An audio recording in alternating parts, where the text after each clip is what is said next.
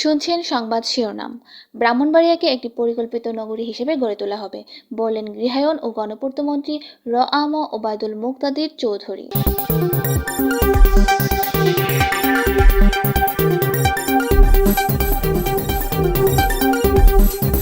এবার বিস্তারিত।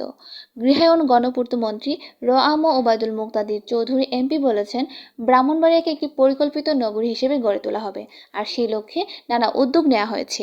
ইতিমধ্যে শেখ হাসিনার সড়কের মাধ্যমে জেলা শহরের চিত্র অনেকটা বদলেছে, সেখানে পরিকল্পিত শহর ব্যবস্থা গড়ে উঠেছে।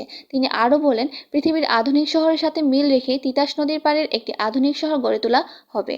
তিনি শুক্রবার বিকেলে শহরের অন্যতম বিদ্যাপীঠ অন্নদা সরকারি উচ্চ বিদ্যালয় মাঠে বিদ্যালয়ের প্রাক্তন শিক্ষার্থীদের নিয়ে গঠিত সংগঠন আবেশের উদ্যোগে আয়োজিত অন্নদা ঈদ উৎসবের উদ্বোধনী অনুষ্ঠানে প্রধান অতিথির বক্তব্যে এসব কথা বলেন।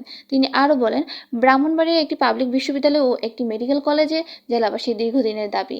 ইতিমধ্যে সরকারের কাছে এ বিষয়ে প্রস্তাব তুলে ধরা হয়েছে এবং এই প্রতিষ্ঠানগুলোও হবে। এছাড়াও তিনি বলেন, শহরের পুরাতন জেলখানায় শিশুদের বিনোদনের জন্য একটি শিশু পার্ক গড়ে তোলা হবে। তিনি সকল উন্নয়ন কর্মকাণ্ড বাস্তবায়নে সকলের সহযোগিতা ও আন্তরিকতা কামনা করেন। অনুষ্ঠানে স্বাগত বক্তব্য রাখেন অন্নদা ঈদ উৎসবের আহ্বায়ক ডাক্তার আবু সাইদ ও আবেশির সভাপতি গ্রুপ ক্যাপ্টেন সাগির আহমেদ। এছাড়াও আলোচনায় অংশ নেন সংগঠনের প্রধান পৃষ্ঠপোষক লেফটেন্যান্ট জেনারেল সাজ্জাদুল হক, অন্নদা ঈদ উৎসবের উপদেষ্টা মোহাম্মদ আরজু, সদস্য সচিব আল মামুন, যুগ্ম সদস্য সচিব ডক্টর মাতিন আহমেদ প্রমুখ। একটা নতুন টাউনশিপ গড়ে তোলার জন্য চেষ্টা করছি, যাতে ব্রাহ্মণবাড়িয়া এখন খুব কনজেস্টেড এলাকা হয়ে গিয়েছে, এইটাকে সম্প্রসারণ করা দরকার। আমরা নদীর ওই পারেই টাউনশিপটা গড়ে তোলার জন্য চেষ্টা করছি।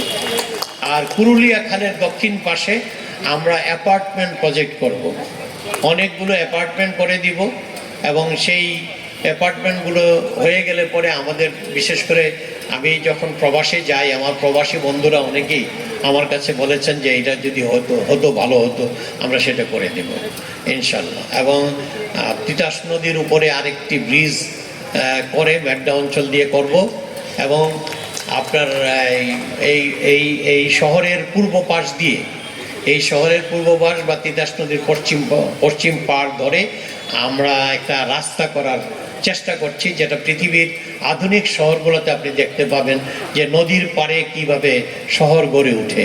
আমরা এটারও চেষ্টা করব ইনশাল্লাহ। তো এমনিতেই শেখ হাসিনা সড়ক অনেকের জন্য একটা দর্শনীয় সড়ক হয়েছে, ইনশাল্লাহ আগামী তো আমরা এই কাজগুলো করব।